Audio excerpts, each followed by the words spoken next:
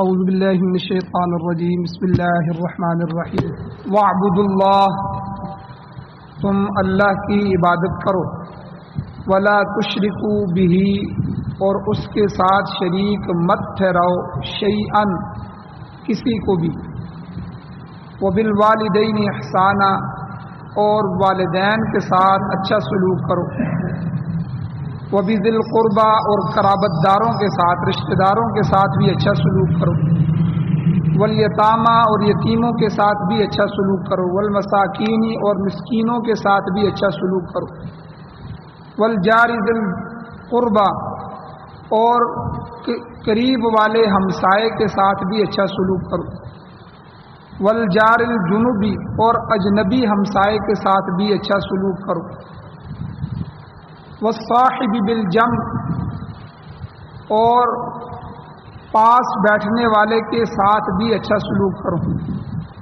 وَابْنِ السَّبِيلِ، اور مسافر کے ساتھ بھی اچھا سلوک کرو، وَمَا مَلَكَتْ أَيْمَانُكُمْ، اور وہ لوگ کہ جن کے تمہارے دائیں ہاتھ مالک ہیں، یعنی تمہارے غلام نوکر وغیرہ، ان کے ساتھ بھی اچھا سلوک کرو، ان اللہ لا يحب، بے شک اللہ تعالیٰ پسند نہیں کرتا، من کانا، اس شخص کو جو ہو، مختالاً بڑھائی کرنے والا، فخورا، اور فخر کرنے والا، جو تکبر اور فخر کرنے والا ہے اللہ اس کو پسند نہیں کرتا۔ سورۃ النساء آیت نمبر 36 آپ کے سامنے تلاوت ہوئی ہے، آپ نے اس کا ترجمہ سنا۔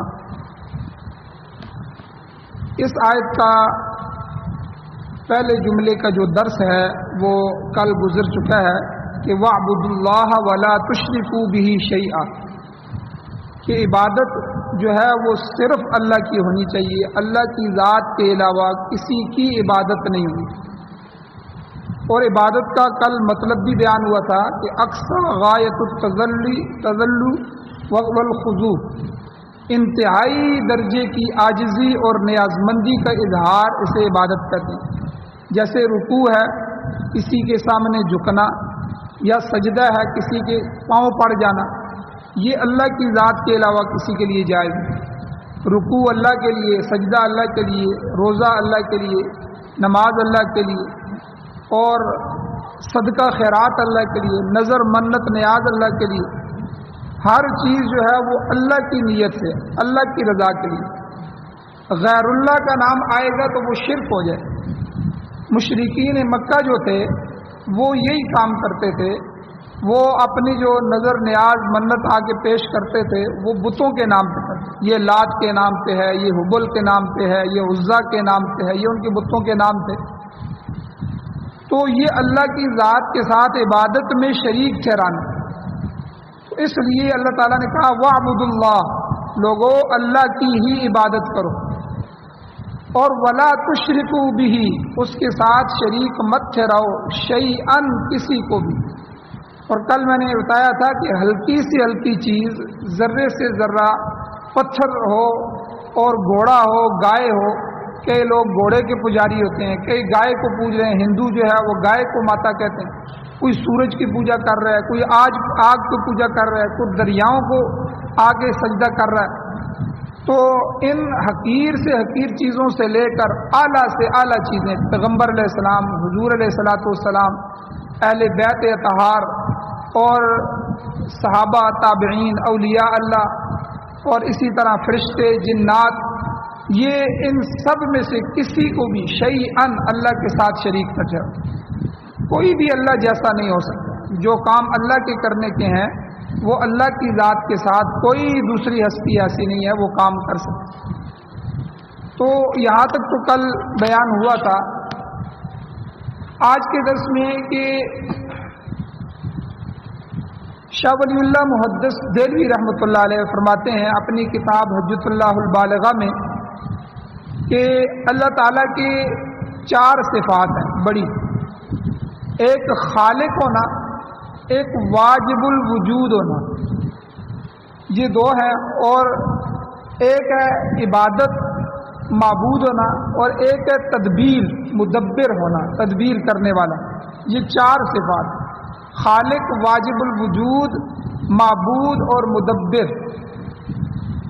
شاہ صاحب فرماتے ہیں، شاہ ولی اللہ محدث علی رحمۃ اللہ علیہ، کہ اللہ تعالیٰ کے خالق ہونے میں بھی کسی کو شک و شبہ نہیں ہے، اور اللہ کے واجب الوجود ہونے میں بھی کسی کو شک و شبہ نہیں، اور نہ ہی ان دو صفات میں کوئی دنیا کا آدمی اللہ کے ساتھ شرک کرتا ہے۔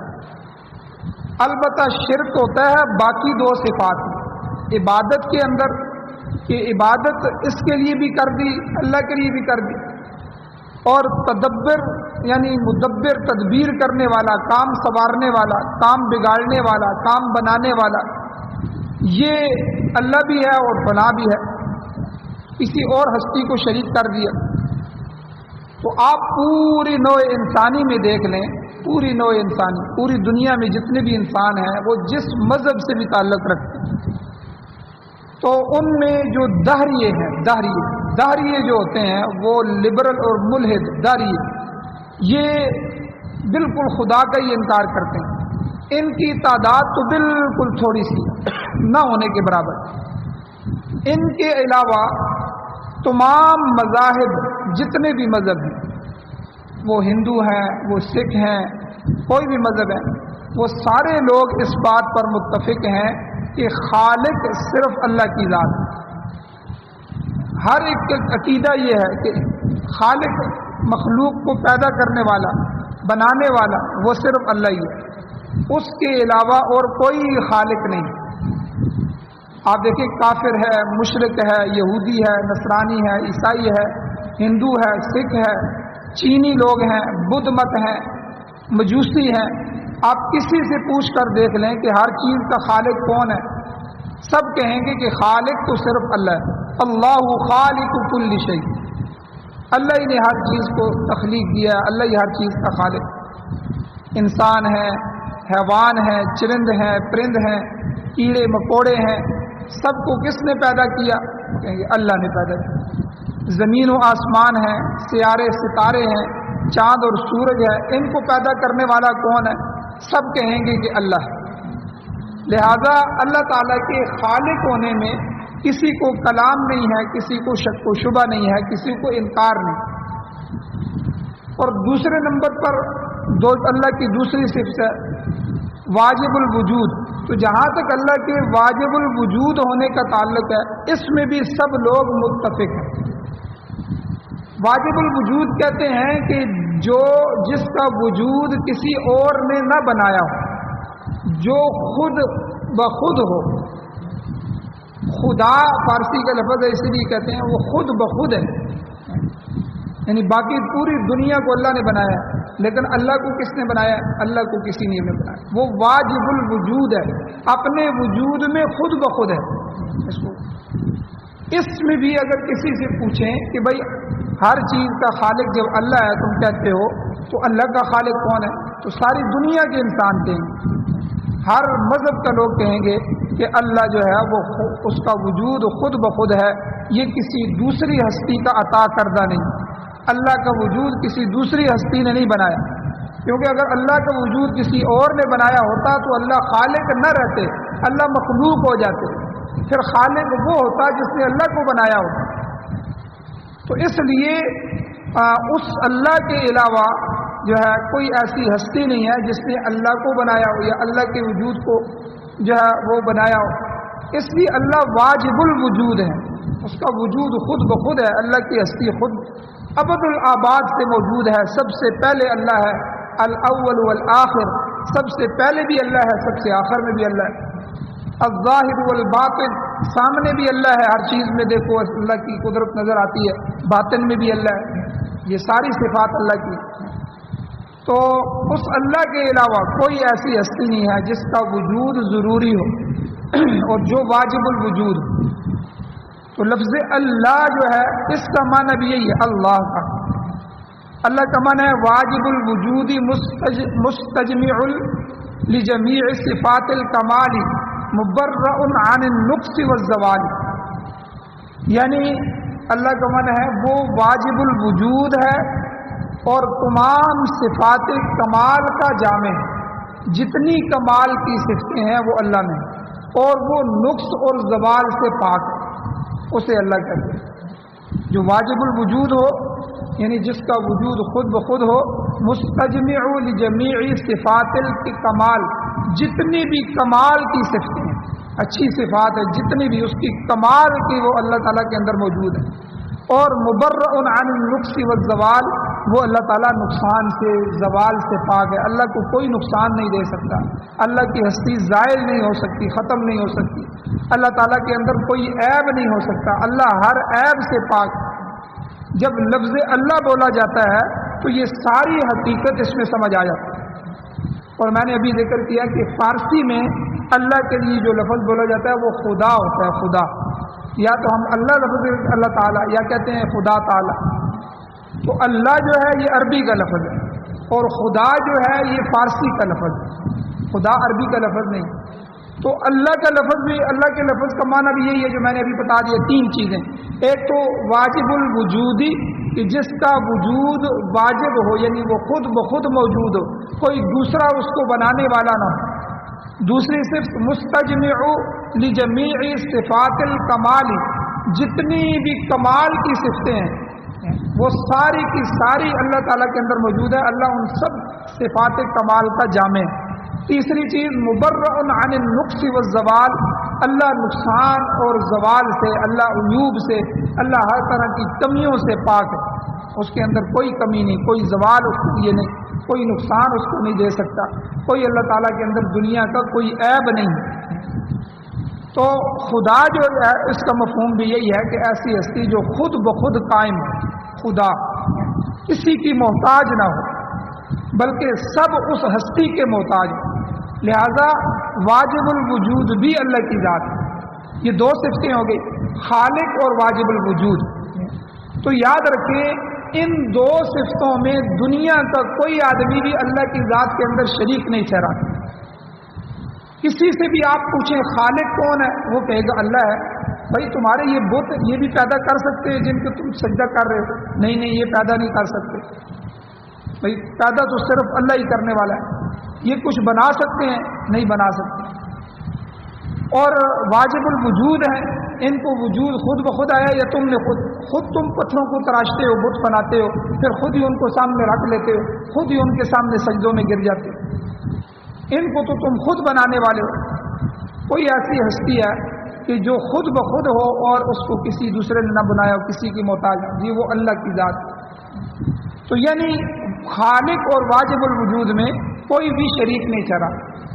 اب شریک کس میں ٹھہراتے ہیں؟ باقی دو صفتوں میں، دو صفت، ایک عبادت یعنی معبود اللہ کی ذات، ہم عابد ہیں، عبادت کرنے والے ہیں، اور معبود اللہ ہے، اس کو کہتے ہیں شرک فی العبادات، عبادات کے اندر شرک،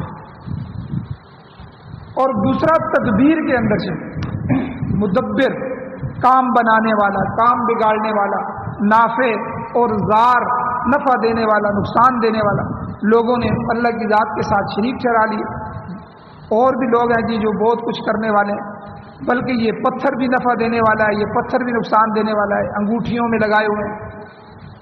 اور حضرت عمر رضی اللہ تعالیٰ عنہ کیا عقیدہ بنا رہے ہیں، جب حجر اسود کے سامنے آئے اور بوسہ دینے لگے تو سارے صحابہ، ساری مخلوق جمع ہے، تو دیکھیں کیا عقیدہ بنایا، اور کہنے لگے کہ اے حجر اسود تو بڑا مبارک پتھر ہے، تو جنت سے لایا گیا پتھر ہے، اور تیرے اندر کوئی کمال نہیں ہے، نہ تو نفع دے سکتا ہے نہ تو نقصان دے سکتا ہے، میں عمر تجھے اس لیے بوسہ دے رہا ہوں کہ میرے پیغمبر نے تجھے بوسہ دی اور میرے نبی نے تجھے بوسہ دی، ورنہ تیرے اندر کوئی کمال نہیں۔ عقیدہ بنایا کہ کوئی پتھر جو ہے وہ نفع دینے والا نہیں ہے، کوئی پتھر نقصان دینے والا، کوئی ہستی ایسی اللہ کی ذات کے علاوہ نہیں ہے جو نافع اور ضار ہو، نفع دینے والی، نقصان دینے والی۔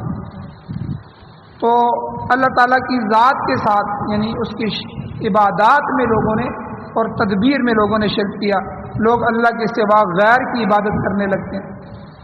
آدم علیہ السلام سے لے کر حضرت نوح علیہ السلام تک یہ شرک نہیں تھا، توحید تھی، سارے ایک اللہ کی عبادت کرتے تھے۔ اب نوح علیہ السلام کے زمانے میں ان کی کوئی نیک ہستیاں تھیں، نیک بزرگ تھے جو زندہ تھے اور وہ لوگوں کو اللہ کی طرف بلاتے تھے، لوگوں اللہ کی عبادت کر، لوگ اللہ کی عبادت کر رہے تھے۔ اب وہ بزرگ فوت ہوئے جن کا سورہ نوح کے اندر 29ویں سپارے میں تذکرہ بھی آتا ہے، ودّ ولا یغوث ولا نصر، یعوق ولا نصر، جی یہ ود، یغوث، یعوق، نصر اور یہ 5-6 بزرگ تھے۔ تو یہ جب فوت ہو گئے تو پہلی جو نسل تھی نا، انہوں نے کہا کہ ان کی ہم مورتیاں بنا لیتے ہیں، تصویر بناتے ہیں اور ان کو ہم لٹکا لیتے ہیں، یہ ہمارے اچھے لوگ تھے، یہ ہمیں یاد آتے رہیں گے اور ان کی تعلیمات بھی ہمیں یاد آتی رہیں گی، ہم صحیح چلتے رہیں گے۔ یہ شرک کی بنیاد بنی، تصویر اور مورتی۔ اب پہلی نسل تو ٹھیک تھی، انہوں نے اپنے ان کو دیکھا، ان کی تعلیمات کو یاد رکھا۔ پھر دوسری نسل آئی تو انہوں نے ان میں سے بہت سے نے یہ کہنا شروع کر دیا کہ ہمارے جو پہلے بڑے آباء و اجداد گزرے ہیں وہ تو ان کی تصویریں سامنے رکھتے تھے، ان کی مورتیاں سامنے رکھتے تھے، پھر اللہ کی عبادت کرتے تھے۔ اب وہ ان کی مورتیاں سامنے رکھنے لگے اور پھر جو ہے وہ اللہ کی عبادت کرنے لگے۔ اب ان کو دوسرے لوگوں نے سمجھانا بھی شروع کیا کہ بھائی وہ مورتیوں کی عبادت نہیں کرتے تھے، نہ وہ اس لیے سامنے رکھتے تھے، لیکن انہوں نے کہا کہ نہیں، بس ہم اللہ کی عبادت کرتے ہیں لیکن مورتیاں ہمارے سامنے ہوں گی، بالکل سامنے رکھیں۔ اب جب تیسری چوتھی نسل آئی اس نے کہا کہ ہمارے آباء و اجداد کو انہی کی عبادت کرتے تھے۔ اب وہاں سے شرک شروع ہو، اب وہ مشرک ہیں، اور کہاں تک جو ہے حضرت نوح علیہ السلام کی بیوی، حضرت نوح علیہ السلام کا بیٹا کنعان، وہ بھی ان کے ساتھ ملا ہوا۔ پھر اللہ تعالیٰ نے دوبارہ نوح علیہ السلام کو جو ہے ثانی، آدم ثانی بھی کہتے ہیں، کہ دوسری دفعہ اللہ تعالیٰ نے ساری مخلوق کو ختم کیا، صرف کشتی میں جو سوار بچ گئے تھے ان سے اللہ نے پھر دنیا کو آباد کیا، پوری دنیا میں۔ تو اس لیے شرک جو ہے وہ اللہ کی عبادتوں میں غیر اللہ کو شریک کرنا، حالانکہ عبادت بھی صرف اللہ کے ساتھ خاص، نخصک بالعبادہ، ہم تیری ہی ذات کو عبادت کے ساتھ مخصوص کرتے ہیں۔ آپ دیکھیں ہم ہر نماز میں اور جو ہے ہر رکعت میں سورہ فاتحہ پڑھتے ہیں، اللہ سے کیا وعدہ کرتے ہیں؟ اللہ کو کہتے ہیں ایاک نعبد، اس کا یہی مطلب ہے اے اللہ ہم عبادت صرف تیری ہی کرتے ہیں، اللہ کی ذات کے سوا باقی ہر چیز مخلوق ہے، اور مخلوق واجب الوجود نہیں ہوتی، عبادت کے لائق صرف وہ ذات ہے جو خالق اور واجب الوجود، پہلی دو صفات جس کے اندر موجود، جو خالق بھی ہو اور واجب الوجود بھی ہو، اور یہ اللہ کی ذات کے علاوہ کوئی نہیں ہے۔ مخلوق واجب الوجود نہیں ہوتی، لہذا عبادت کے لائق بھی صرف وہ ذات ہے جو خالق اور واجب الوجود ہے، جو تمام صفات کاملہ کی جامع ہے اور جو نقص اور زوال سے پاک ہے، وہ صرف ذات خداوندی تعالی۔ ملائے اعلیٰ سے لے کر اوپر وہ 7ویں آسمان اور عرش، ملائے اعلیٰ سے لے کر ملائے سافل تک ہر چیز کا خالق اللہ تعالیٰ۔ یہ 7 آسمان، 7واں آسمان میں جتنی مخلوقات ہیں، پھر عرش اور جنت سے اوپر درجے، اور پھر نیچے جو ہے 7 زمینیں اور زمینوں کے نیچے خزانے، اور نیچے چلنے والے پانی اور ہر چیز کے خزانے، اور اس سے بھی نیچے تک جتنے بھی سلسلے ہیں، ان سب چیزوں کا خالق وہ صرف اللہ تعالیٰ۔ اور ہم جس نظام شمسی میں رہ رہے ہیں، سائنسدان کہتے ہیں یہ جو ہمارا نظام شمسی ہے، اس میں سورج ہے اور چاند ہے، اور چاند کے گرد اور سورج کے گرد گرنے والے سیارے سیارچے ہیں، اور یہ کروڑوں کے حساب سے یہ ایک نظام ہے۔ اسی طرح کتنے نظام کام کر رہے ہیں، لاکھوں اربوں خربوں جو ہے وہ نظام اس فضا میں کام کر رہے ہیں۔ ان میں سے ایک سورج کتنا بڑا ہے؟ سورج ہماری زمین سے 3 لاکھ گنا بڑا ہے۔ آپ اندازہ لگائیں، ہماری پوری زمین 3 لاکھ زمینیں ہوں تو ایک سورج بنتا ہے۔ اتنے بڑے سورج کو کس نے پیدا کیا؟ اور ہر وقت جو ہے سورج کے اندر اتنی حرارت اور گرمی اور آگ پیدا ہو رہی ہے کہ 50,000 ایٹم بم ایک دفعہ پھٹ جائیں تو جتنی حرارت اور آگ اور تباہی ان سے پیدا ہوتی ہے، ایک سیکنڈ میں، ہر سیکنڈ میں، ہر لمحے سورج کے اندر اللہ تعالیٰ اتنی گرمی اور حرارت پیدا کر رہے ہیں۔ تو اس نظام شمسی، پورے نظام شمسی کو کس نے بنایا؟ اس اللہ نے بنایا. اور اس کے علاوہ جتنے جہان ہیں وہ سب کے سب جہان، سیارے اور ستارے، اس سب خالق کے پیدا کرنے والے کیے ہوئے ہیں، اللہ کے پیدا کیے ہوئے. اسی لیے تو ہر صاحب عقل جو انسان ہے وہ اقرار کرتا ہے کہ اے مولا کریم نعبدک ولا نعبد غیرک، ہم تیری عبادت کرتے ہیں، تیرے سوا کسی دوسرے کی عبادت نہیں کرتے. اور اے اللہ نہ کسی کا منہ ایسا ہے، نہ کوئی لائق ہے اس کے کہ وہ اس کی عبادت کی جائے. سب فانی ہیں. آپ دیکھیں دنیا میں جن ہستیوں کو پوجا گیا، جن چیزوں کو پوجا گیا، وہ دنیا سے چلے گئے. نہ ان کا اپنا وجود تھا، نہ وہ اپنا وجود برقرار رکھ سکے. تو ہر ایک چیز فانی. اس کے باوجود یہ حقیقت ہے کہ دنیا میں کتنے ہی لوگ ہیں جو عبادت میں شرک کے مرتکب ہوتے ہیں. غایت درجے کی جو تعظیم ہے، جو صرف اللہ تعالیٰ کے لیے مخصوص ہے، وہ غیروں کے سامنے کرتے ہیں. کوئی بت کے سامنے گر گرا رہا ہے، کوئی قبر پر جا کر سجدہ ریز ہو رہا ہے، کوئی ستاروں کو پوج رہا ہے، کوئی سیاروں سے اپنے مسائل حل کر رہا ہے.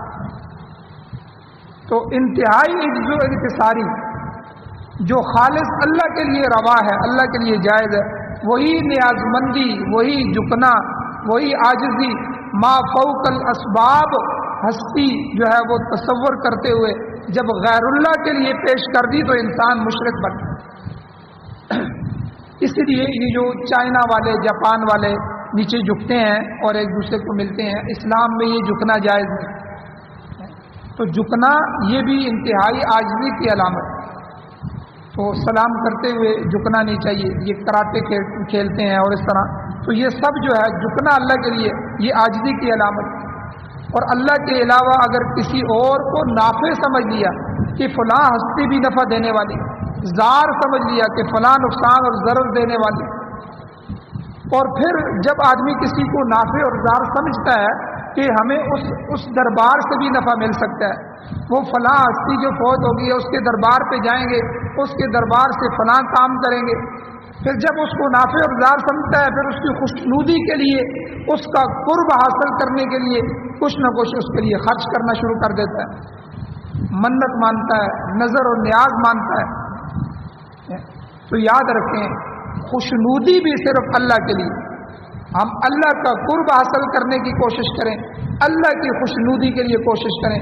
اللہ کی ذات کے علاوہ کسی کو خوش کرنا یا اس کی خوشی کے لیے کوئی عمل کرنا جو اللہ کے لیے جائز تھا، یعنی صدقہ، خیرات، منت، نظر، نیاز، یہ سب عبادتیں اگر یہ غیر اللہ کے لیے ہو گیا، ان کے تقرب کے لیے ہو گیا، ان کی قربتیں حاصل کرنے کے لیے ہو گیا، ان کو خوش کرنے کے لیے ہو گیا، یاد رکھیں کہ یہ شرک کے اندر داخل ہے. اور اگر ہم نیاز نہیں دیں گے، یہ سمجھا جائے کہ فلاں نیاز نہیں دیں گے تو ہمارا نقصان ہو جائے گا. جیسے ہمارے معاشرے میں آپ دیکھتے ہیں 11ویں شریف دینی ہے جی، اگر 11ویں نہیں دیں گے تو 11ویں والا پیر ہمارا نقصان کر دے گا. یہ لوگوں کے عقیدے بنے ہوئے ہیں. شیخ عبد القادر جیلانی رحمۃ اللہ علیہ وہ اللہ والے لوگ تھے، پیران پیر تھے. اب ان کے بارے میں عقیدہ بنایا ہوا ہے کہ انہوں نے کشتی ڈبو دی، پھر ڈوبی ہوئی کشتی اتنے عرصے کے بعد جو ہے وہ تار دی، اس کو نکال دیا. وہ نفع بھی دینے والے ہیں، نقصان بھی دینے والے ہیں. اسی لیے تو یہ لوگ کیا کہتے ہیں، یا علی مدد، یا رسول اللہ مدد، یا غوث اعظم دستگیر، یا فلاں فلاں فلاں مدد. یہ جتنے بھی نعرے ہیں یہ سارے نعرے شرکیاں ہیں. اللہ تعالیٰ کی ذات کے علاوہ کوئی مدد نہیں کر سکتا. اللہ ہی نافع ہے، وہی نفع دینے والا ہے. نقصان بھی اگر ہوتا ہے تو وہ اللہ کی طرف سے ہوتا ہے، اللہ کی مشیت اور چاہت سے ہوتا ہے. اللہ کے علاوہ زار بھی کوئی نہیں ہے، ضرر دینے والا بھی کوئی نہیں. تو اس لیے یہ مال جو ہم اللہ کے غیر کے لیے، لوگوں نے بڑے بڑے بیل پالے ہوتے ہیں، فلاں فلاں کے نام پہ ہم دیں گے، بڑے بڑے بکرے پال کے رکھتے ہیں. اب دیکھیں جو ہم قربانی کرتے ہیں تو قربانی میں ہم کس کی خوشنودی، اللہ کی رضا کے لیے قربانی، اللہ راضی ہو جائے، اللہ ہمارے اس مال کو قبول کر لے، اللہ کے ہاں ہمیں تقرب مل جائے، ہم اللہ کے قریب ہو جائیں. تو اسی لیے مال کو خرچ کرنا، ٹھیک ہے، یہ صرف اور صرف اللہ کی خوشنودی کے لیے ہو، مخلوق میں سے کسی کے لیے بھی نہ ہو، چاہے وہ نبی، پیغمبر، ولی کوئی بھی ہو، کسی کی خوشنودی کے لیے مال اگر خرچ کیا جائے گا تو یہ مال کے اندر شرک ہوگا۔ اور شرک کا ارتکاب کبھی مال کے ذریعے ہوتا ہے، کبھی عمل کے ذریعے ہوتا ہے۔ جیسے اللہ کے سوا کسی مخلوق کو سجدہ کرنا، یہ سجدہ عمل ہے۔ اسی طرح کسی کو مشکل کشا سمجھنا، فلاں بھی مشکلیں تو حل کرنے والا ہے، حاجت روا سمجھنا، بگڑی بنانے والا سمجھنا، یا کسی کے متعلق یہ عقیدہ رکھنا کہ وہ صفات کمال کا حامل ہے، یعنی اس میں کوئی عیب نہیں ہے۔ یاد رکھیں ہر انسان میں عیب ہے، چاہے پیغمبر ہیں، کوئی بھی ہے، عیوب ہے۔ سونا ایک عیب ہے، سونا غفلت کی نشانی ہے۔ اسی طرح بیماری ایک عیب ہے۔ اللہ تعالیٰ ہی ایک ذات ہے جو بیماری سے پاک ہے، جو چھینک سے پاک ہے، جو اللہ تعالیٰ یہ تھوک سے پاک ہے، اور شادی سے، بیوی بچوں سے پاک ہے۔ تو یہ کمزوریاں ہیں، اللہ کے اندر کوئی کمزوری نہیں۔ اللہ کی ذات کے سوا کوئی ہستی ایسی نہیں ہے کہ جو عیبوں سے پاک۔ تو اس لیے کسی اور کو مشکل کشا، حاجت روا، بگڑی بنانے والا، نافع اور ضار سمجھنا اور صفات کمال کا حامل سمجھنا، یہ جو ہے یہ عملی طور پر شرک، عقیدے کا شرک۔ اور وہ کسی اور کے بارے میں یہ عقیدہ رکھنا کہ اسے ہر چیز کا علم ہے، عالم الغیب ہے۔ یاد رکھیں وہ صرف اللہ کی ذات ہے، اللہ کی ذات کے علاوہ کوئی عالم الغیب نہیں ہے۔ وہ محیط کل ہے کہ اس نے ہر چیز کو گھیرا ہوا ہے۔ اور وہ کہ آج بھی کئی لوگ عقیدہ رکھتے ہیں کہ نبی علیہ الصلوۃ والسلام جو ہے وہ ما کان ما یکون، جو کچھ ہو چکا ہے، جو کچھ ہو رہا ہے، جو کچھ آگے ہوگا، یہ سب کا علم رکھنے والے ہیں۔ اور فلاں ہستی جو ہے، فلاں پیر جو ہے، وہ ہر ایک چیز جاننے والا ہے۔ تو ہر ایک کے بارے میں جو ہے وہ علم کل کا عقیدہ رکھنا اور محیط کل کا عقیدہ رکھنا، یہ سارے کے سارے شرکی عقیدے ہیں۔ حقیقت یہ ہے کہ اللہ کی ذات کے سوا نہ کوئی عالم غیب ہے، نہ محیط کل ہے۔ اس معاملے میں ملأ اعلیٰ کے مقربین ہوں، انبیاء اکرام ہوں، شہداء عظام ہوں، یا عام مؤمنین، صالحین، اولیاء اللہ ہوں، یہ سب برابر ہیں۔ اللہ کی صفات مختصہ میں کسی کا کوئی حصہ نہیں۔ اللہ تعالیٰ خالق ہے اور باقی سب مخلوق ہے۔ اللہ خود قرآن میں فرماتے ہیں افمن یخلق کمن لا یخلق، کیا پیدا کرنے والا اور نہ پیدا کرنے والا برابر ہو سکتے ہیں؟ میں خالق ہوں، میں نے ان سب کو بنایا ہے، اور جو مخلوق ہے جس نے کچھ بھی نہیں بنایا ان کو تم میرے پلڑے میں میرے برابر کر دیتے ہو۔ کیا ایسا ہو سکتا ہے؟ ہرگز نہیں ہو سکتا۔ لہذا عبادت کے لائق بھی صرف ذات الہی ہے۔ اگر کوئی شخص اس اللہ کے علاوہ کسی دوسرے کے ساتھ وہی عقیدہ رکھے گا جو خدا تعالیٰ کے ساتھ رکھا جاتا ہے، اس کے ساتھ جائز ہے، تو یہی شرک فی العبادات ہو جائے، یہ عبادت کے اندر شرک ہے۔ اب شرک فی تدبیر کیا ہے، انشاءاللہ کل کے درس میں بیان کیا جائے گا۔ ایک تو ہم عبادات میں شرک کرتے ہیں جس کی تفصیل آج بیان ہوئی، ایک ہم تدبیر میں کسی اللہ کی ذات کے ساتھ دوسروں کو شریک ٹھہراتے ہیں، انشاءاللہ کل کے درس میں بیان کیا جائے گا۔ اللہ تعالیٰ سے دعا ہے اللہ ہمیں عمل کی توفیق عطا فرمائے۔ آمین۔ الحمدللہ رب العالمین والعاقبۃ للمتقین والصلاۃ والسلام علی رسولہ النبی الامی الکریم۔ یا اللہ ہماری کمیوں کوتاہیوں کو معاف فرمائیے، درگزر فرمائیے۔ یا اللہ خالص توحید نصیب فرمائیے۔ یا اللہ اپنی ذات کے ساتھ شرک سے محفوظ فرمائیے۔ یا اللہ ہمارے عقائد کی حفاظت فرمائیے۔ یا اللہ ہمیں سچے سچے عقائد نصیب فرمائیے۔ یا اللہ اپنی ذات کا محتاج بنائیے۔ یا اللہ اپنے در کا محتاج بنائیے، در در کی یا اللہ ٹھوکروں سے، در در کے سجدوں سے، یا اللہ در در کے یا اللہ سامنے جھکنوں سے، یا اللہ ہمیں محفوظ فرمائیے۔ یا اللہ ہمارے نسلوں اور ہمارے اولادوں کے ایمانوں کی حفاظت فرمائیے۔ یا اللہ جو بیمار ہیں ان کو شفا عطا فرمائیے، جو پریشان حال ہیں ان پریشانیوں کو ختم فرمائیے۔ یا اللہ جو حضرات ایمان کی حالت سے اس دنیا سے جا چکے ہیں، یا اللہ ان سب کی بخشش فرمائیے۔ یا اللہ قرآن و سنت کی حکومت نصیب فرمائیے، قرآن و سنت کی بالادستی نصیب فرمائیے، امارت اسلامیہ شریعہ خلافت راشدہ کا قرآن و سنت کا قیام نصیب فرمائیے۔ صلی اللہ تعالیٰ علی خیر خلقہ محمد وآلہ وآل بیتہ اجمعین برحمتک یا ارحم الراحمین۔